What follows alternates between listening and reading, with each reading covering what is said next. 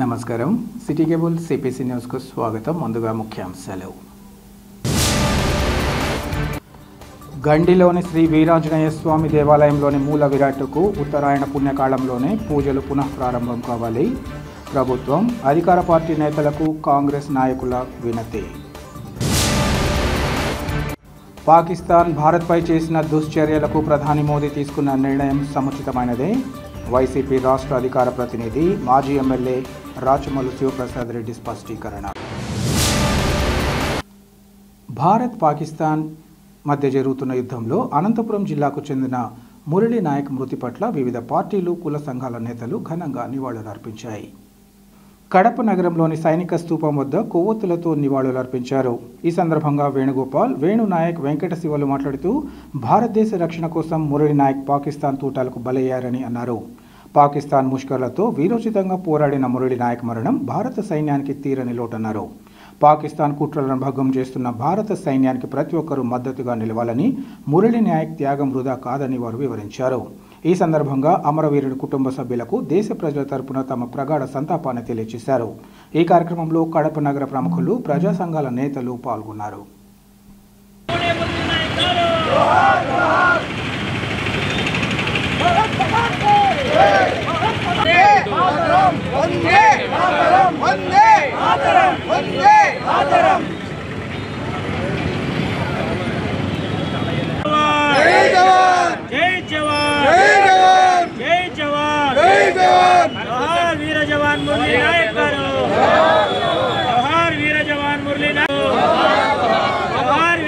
మురళీ నాయక్ గారు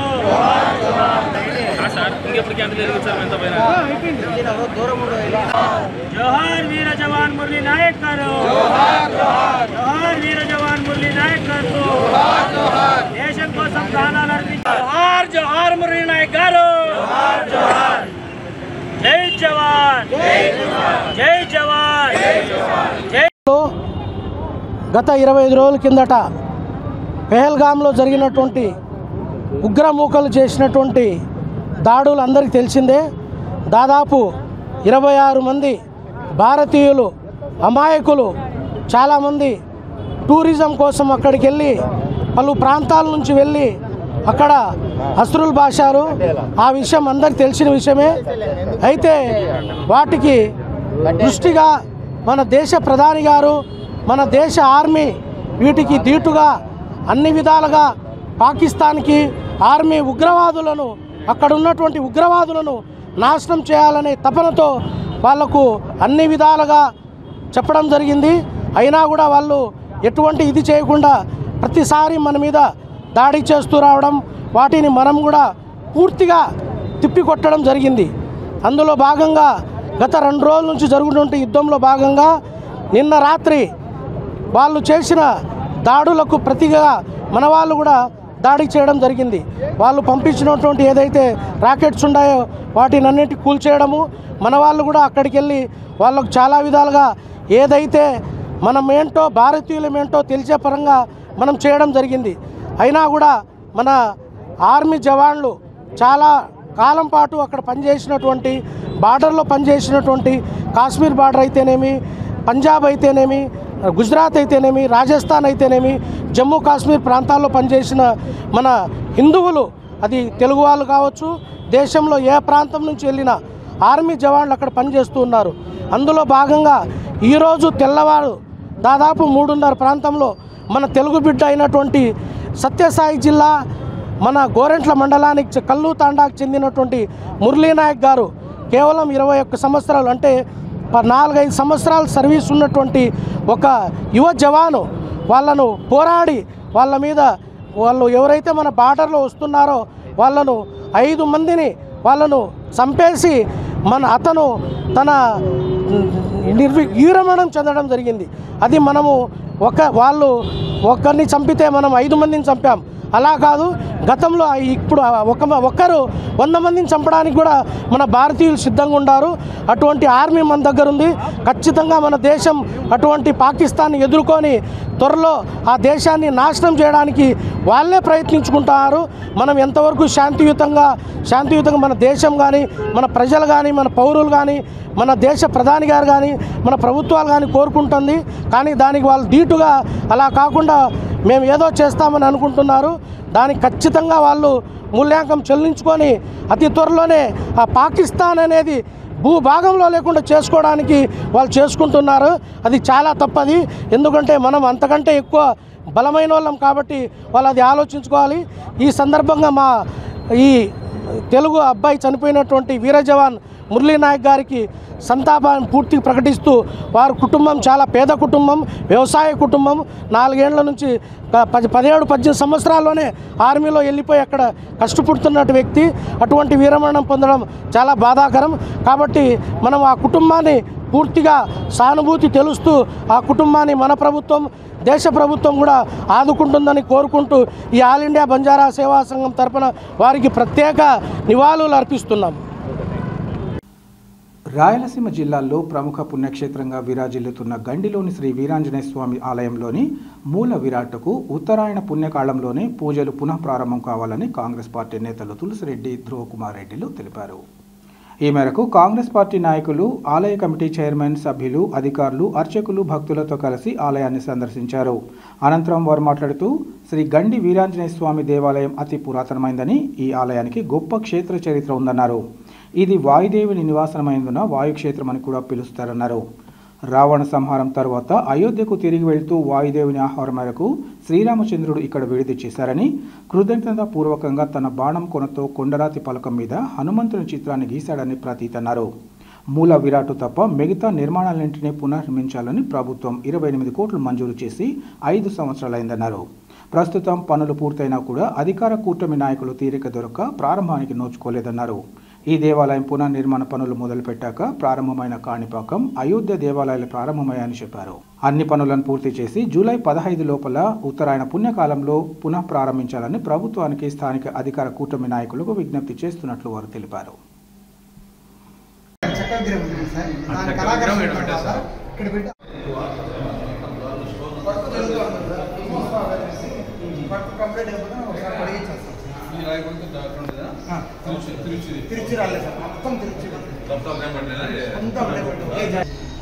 ప్రస్తుతం మనం కడప జిల్లా పులివెందుల అసెంబ్లీ నియోజకవర్గం చక్రాపేట మండలం మారెళ్ల మడక గ్రామ పరిధిలో వేంపల్లెకు అతి సమీపంలో శేషాచల పర్వత శ్రేణుల మధ్యలో పవిత్ర పాపాగ్ని నది తూర్పు గట్టున ఉన్నటువంటి గండి క్షేత్రంలో గండి వీరాంజనేయ స్వామి దేవస్థానంలో ఈరోజు మనం ఉన్నాం. ఈ దేవస్థానం అతి పురాతనమైంది, గొప్ప చరిత్ర కలిగినటువంటి దేవస్థానం. ఈ ప్రాంతంలో ప్రాచీన కాలంలో, పురాణ కాలంలో వాయుదేవుడు నివసిస్తూ ఉండేవాడని చెప్పేసి ప్రతీతి. అందుకోసం ఈ ప్రాంతానికి వాయుక్షేత్రం, వాయుతీర్థం అని కూడా పేరుంది. రామాయణ కాలంలో, త్రేతాయుగంలో శ్రీరామచంద్రుల వారు రామరావణ యుద్ధం తర్వాత, రావణ సంహారం తర్వాత తిరిగి సీతాసమేతుడై తిరిగి అయోధ్యకు పోతూ ఈ ప్రాంతం గుండా పోయేటప్పుడు వాయుదేవుడు శ్రీరాముని వారికి ఆహ్వానం పలికి విడిది చేయమని చెప్పి అడిగినట్టు, ఆయన విజ్ఞప్తి మేరకు, వాయుదేవుని విజ్ఞప్తి మేరకు శ్రీరామచంద్రుడు సీతాసమేతుడుగా ఇక్కడ విడిది చేసినట్టు, ఆ సందర్భంగా వాయుదేవుని పుత్రుడైనటువంటి ఆంజనేయ స్వామి తమకు చేసిన సేవకు, సహాయానికి కృతజ్ఞతాపూర్వకంగా శ్రీరామచంద్రుడు స్వయంగా తన చేతితో తన బాణము కొనతో వచ్చేసి ఇక్కడ పర్వత శ్రేణికి ఉన్నటువంటి ఆ కొండ రాతి పలకం మీద హనుమంతుని ఆ యొక్క విగ్రహాన్ని దాన్ని చిత్రీకరించినట్లు పురాణాలు చెబుతున్నాయి. ఇక్కడ ప్రాశస్త్యం ఏమంటే ఇక్కడ ఆంజనేయుని ఎడమ చిటికెన వేలు ఉండదు. ఇది ఇక్కడ ప్రత్యేకించి భారతదేశంలోని ఏ దేవాలయానికి, ఏ హనుమంతుని దేవాలయానికి లేనటువంటి ప్రత్యేకత ఇక్కడ ఒకటి.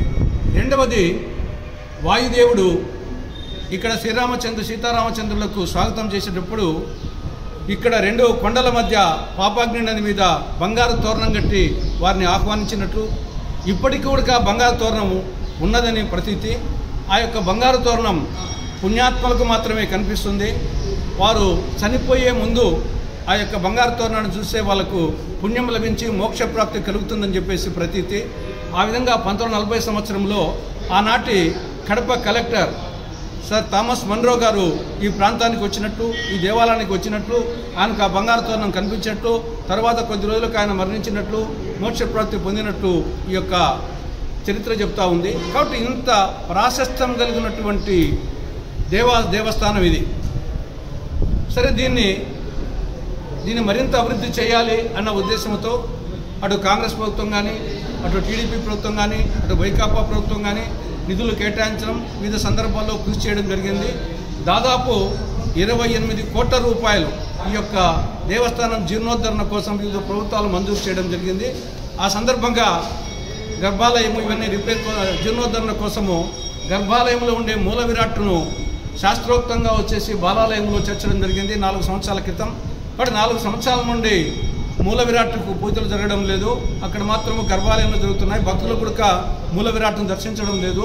పూజలు జరుగుతున్నప్పటికీ పూజారులు భక్తులు వచ్చేసి మూల విరాట్ను దర్శించుకోవడం లేదు, బాలాలయంలో దర్శించుకుంటున్నారు. కాబట్టి 4 సంవత్సరాలైంది. కాబట్టి ఇక ఏమాత్రం దాదాపు వచ్చేసి 90% పనులు పూర్తయినాయి. నిధుల సమస్య లేదు. గర్భాలయం పూర్తి అయిపోయింది, అంతరాలయం పూర్తి అయిపోయింది, మహామండపం పూర్తి అయిపోయింది, పశ్చిమ గోపురం, దక్షిణ గోపురం, తూర్పు గోపురం పూర్తి అయిపోయినాయి. పశ్చిమ గోపురం, రాజగోపురం అది కూడా రెడీగా ఉంది. కాబట్టి ఇంకా కొంచెం చిన్న పనులు ఉంటే గన అతి త్వరలో ఆ చిన్న పనులు మిగిలిపోయిన అరకొర పనులు పూర్తి చేస్తే, ఇంతకుముందు వారు చెప్పినట్టు ఉత్తరాయణ పుణ్యకాలం జూలై 15 నాటికి ఉత్తరాయణ పుణ్యకాలం అయిపోయి దక్షిణాయనం వస్తుంది జూలై 16 నుండి. కాబట్టి జూలై 15 లోపల ఉత్తరాయణ పుణ్యకాలం. రెండవది వచ్చేసి శ్రావణ మాసం జూలై 25వ తారీఖు నుండి శ్రావణ మాసం ప్రారంభమవుతుంది. కాబట్టి జూలై 15 నుండి ఉత్తరాయణ పుణ్యకాలం అయిపోతుంది. జూలై 25 నుండి వచ్చేసి శ్రావణ మాసం వస్తుంది. కాబట్టి ఈ ఉత్తరాయణ పుణ్యకాలం లోపలనే ఈ యొక్క మహాకుంభాభిషేకం అంటే బాలాలయం నుండి మూల విరాట్కు వచ్చే విధంగా భక్తులు దర్శించుకునే విధంగా ఈ యొక్క శ్రావణ మాసాలకు ఉత్తరాయణ పుణ్యకాలం లోపలనే జూలై 15 లోపల, ఈరోజు మే 10వ తారీఖున ఇంకా 2 నెలల టైం ఉంది. కాబట్టి ఈ 2 నెలల టైంలో అరకొర పనులు పూర్తి చేసి ఖచ్చితంగా ఉత్తరాయణ పుణ్యకాలంలో ఈ యొక్క మహాకుంభాభిషేకం చేసి స్వామివారిని మూల విరాట్ను దర్శించుకునే విధంగా చేయాలని అటు ట్రస్ట్ బోర్డు చైర్మన్ గారిని, సభ్యులను, తర్వాత ఈఓ గారిని, అర్చకులను, స్థానిక కూటమి నాయకులను, అదేవిధంగా రాష్ట్ర ప్రభుత్వానికి కాంగ్రెస్ పార్టీ తరఫున విజ్ఞప్తి చేస్తున్నాం. మా కోరికల్లో ఒకటి, ఎవరిని విమర్శించడం కాదు, వీలైనంత త్వరలో భక్తులకు వచ్చేసి మూల విరాట్ను దర్శించుకునే విధంగా ఉత్తరాయణ పుణ్యకాలం లోపల దర్శించుకునే విధంగా ఏర్పాటు చేయాలని చెప్పేసి ప్రభుత్వానికి విజ్ఞప్తి చేస్తున్నాం. భారత్పై పాకిస్తాన్ చేసిన దుశ్చర్యలకు ప్రధాని మోదీ తీసుకున్న నిర్ణయం సముచితమైందేనని వైసీపీ రాష్ట్ర అధికార ప్రతినిధి మాజీ ఎమ్మెల్యే రాచమల్లు శివప్రసాద్ రెడ్డి తెలిపారు. దేశం కోసం తన ప్రాణాలు అర్పించిన ఆంధ్రప్రదేశ్కు చెందిన సైనికుడు మురళీ నాయక్ చిత్రపటానికి పూలమాలలు వేసి వైసీపీ శ్రేణులు నివాళులు అర్పించాయి. అనంతరం రాచమల్లు శివప్రసాద్ రెడ్డి మాట్లాడుతూ, దేశంలోని ప్రజలందరూ రక్షణ పొందుతున్నారంటే సరిహద్దుల్లో పనిచేస్తున్న సైనికులే కారణమన్నారు. త్రివిధ దళాల సైనికుల రుణం ఏమిచ్చినా తీర్చుకోలేమని ఈ సందర్భంగా చెప్పారు. దేశం మనకేమిచ్చిందని కాకుండా దేశానికి మనమేం చేశామన్నది ఈ సందర్భంలో ప్రతి ఒక్కరూ ఆలోచించాలన్నారు.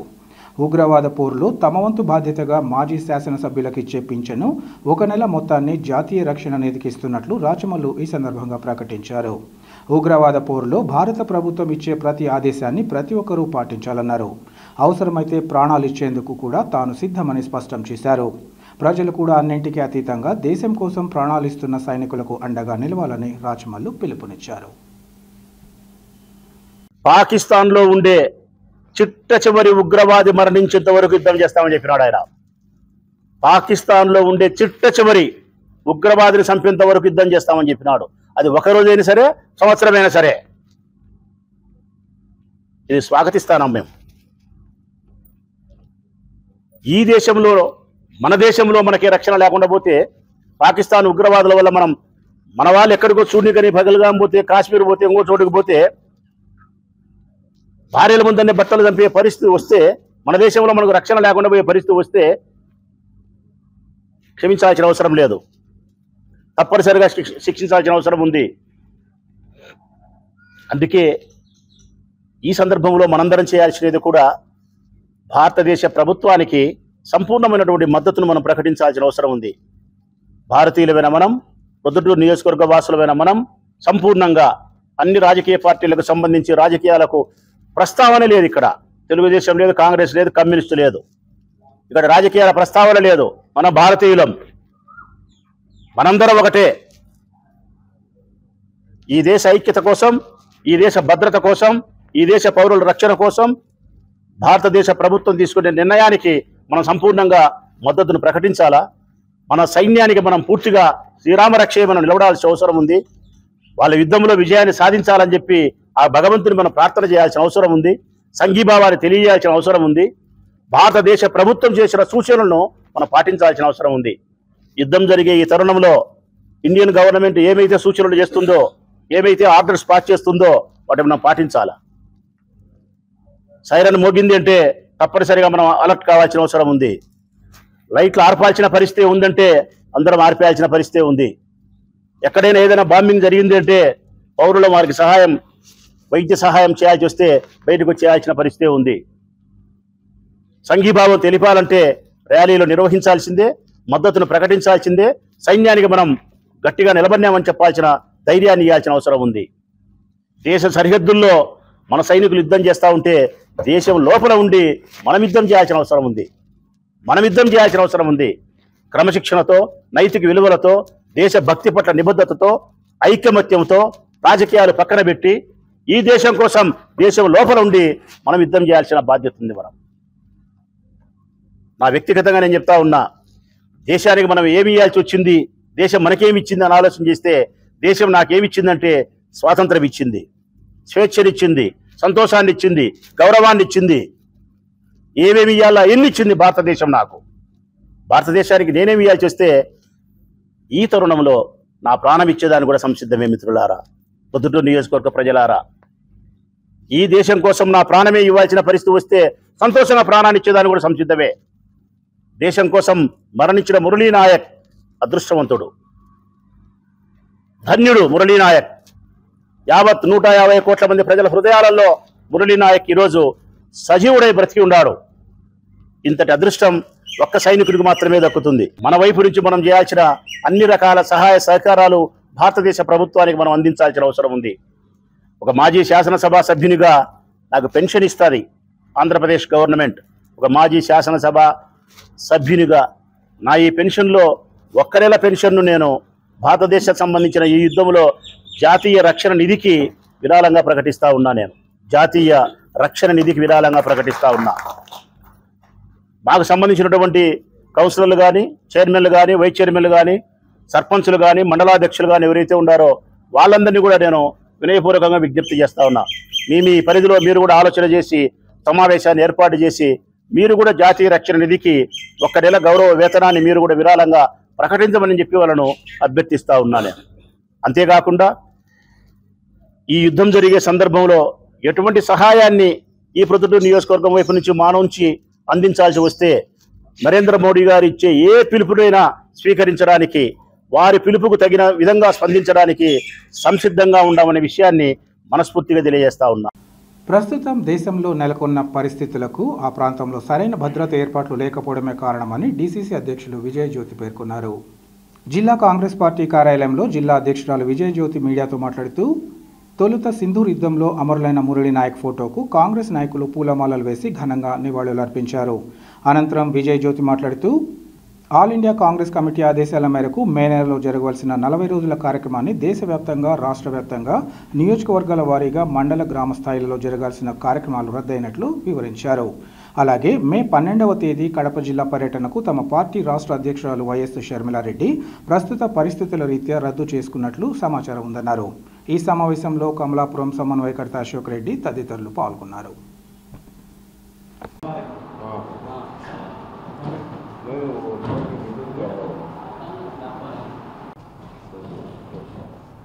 ఓకేమా?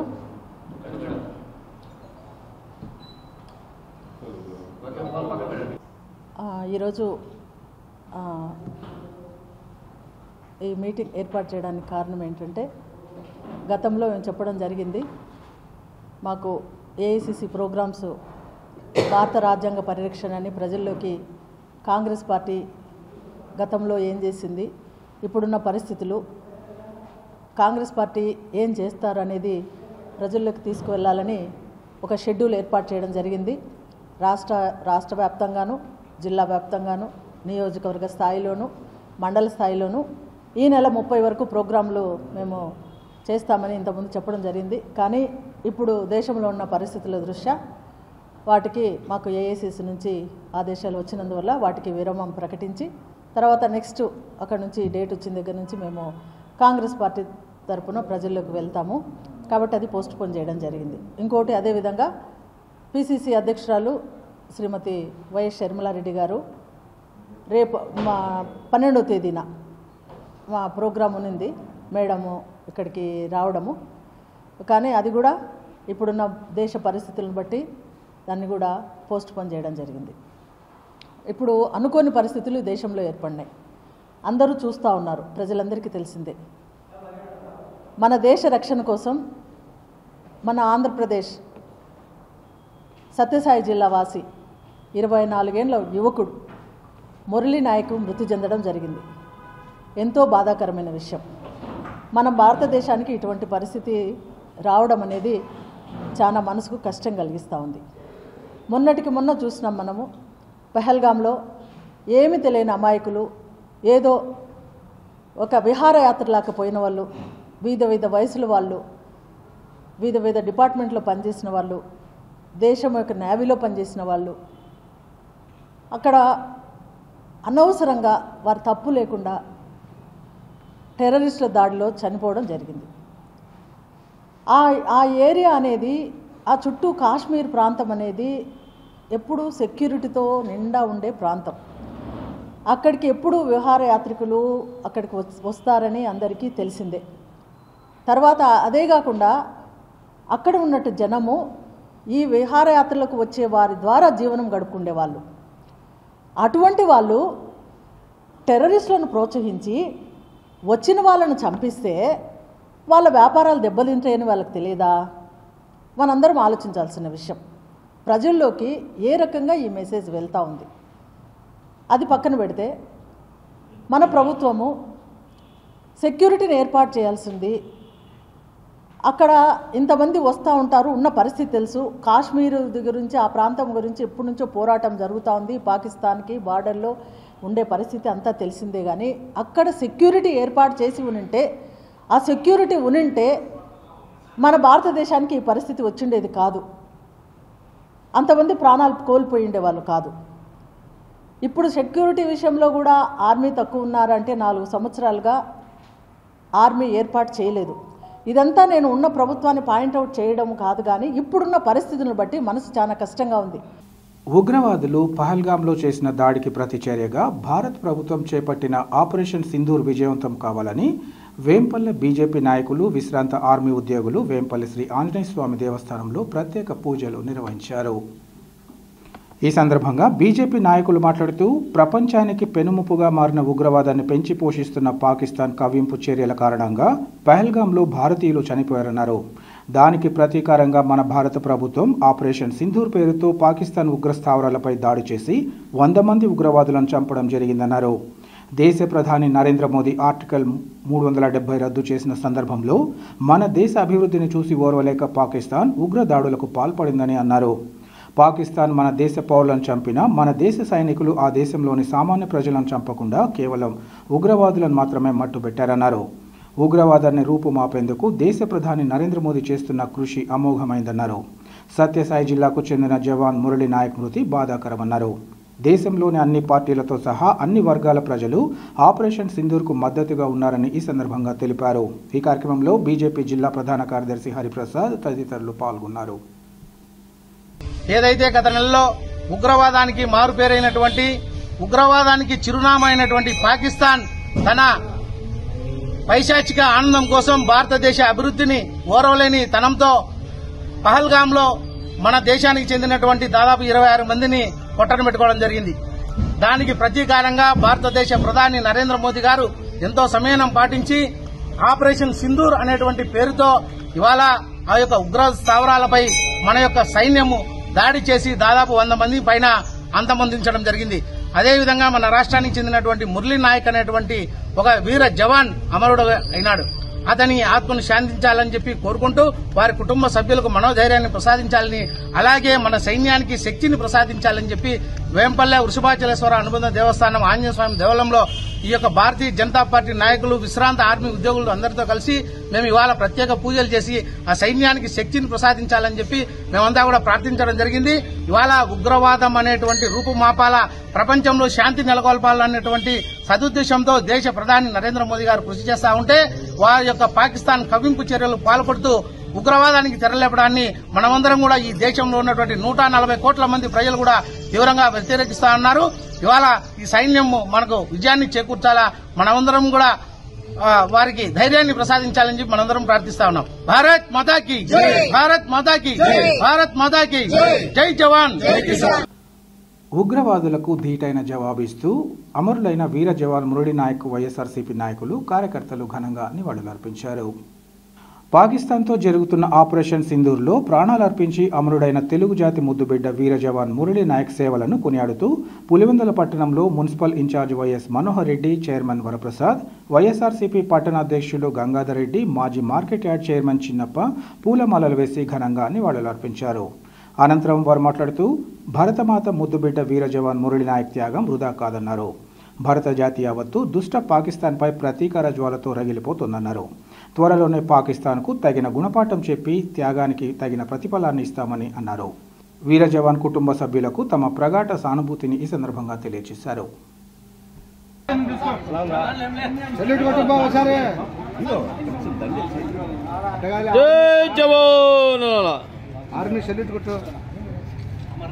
अमर रहे मुरली नायक, वीर जवान मुरली नायक, वीर जवान मुरली नायक, वीर जवान मुरली नायक। मेरा भारत, मेरा भारत, मेरा भारत, मेरा भारत। भारत माता की, भारत माता की, भारत माता की। मुरली नायक अमर रहे, मुरली नायक, मुरली नायक अमर रहे।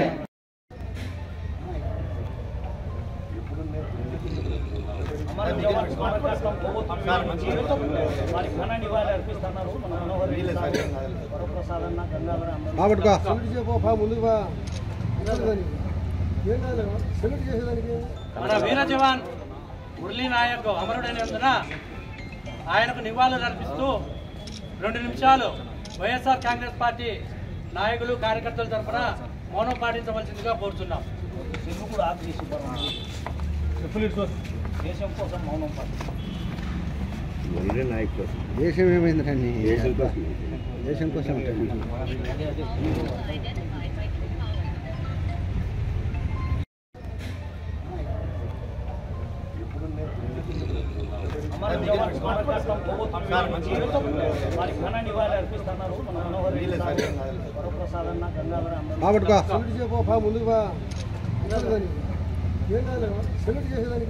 మన వీర జవాన్ మురళీ నాయక్ అమరుడైనందున ఆయనకు నివాళులు అర్పిస్తూ 2 నిమిషాలు వైఎస్ఆర్ కాంగ్రెస్ పార్టీ నాయకులు, కార్యకర్తల తరఫున మౌనం పాటించవలసిందిగా కోరుతున్నాం. దేశం కోసం మౌనం దేశం ఏమైందండి? దేశం కోసం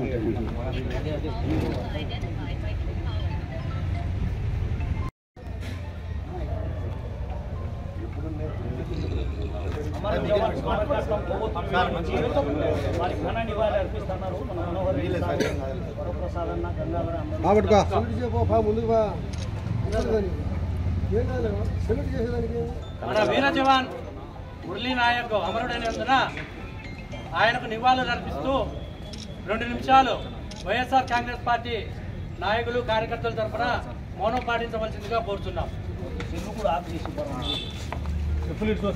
దేశం కోసం మౌనం దేశం ఏమైందండి? దేశం కోసం వార్తలు ముగించే ముందు ముఖ్యాంశాలు మరోసారి. గండిలోని శ్రీ వీరాంజనేయ స్వామి దేవాలయంలోని మూల విరాట్టుకు ఉత్తరాయణ పుణ్యకాలంలోనే పూజలు పునః ప్రారంభం కావాలి. ప్రభుత్వం అధికార పార్టీ నేతలకు కాంగ్రెస్ నాయకుల వినతి. పాకిస్తాన్ భారత్పై చేసిన దుశ్చర్యలకు ప్రధాని మోదీ తీసుకున్న నిర్ణయం సముచితమైనదే. వైసీపీ రాష్ట్ర అధికార ప్రతినిధి మాజీ ఎమ్మెల్యే రాచమల్లు శివప్రసాద్ రెడ్డి స్పష్టీకరణ. సిటీ కేబుల్ సిపిఎస్ న్యూస్ ఇంతటితో సమాప్తం. నమస్కారం.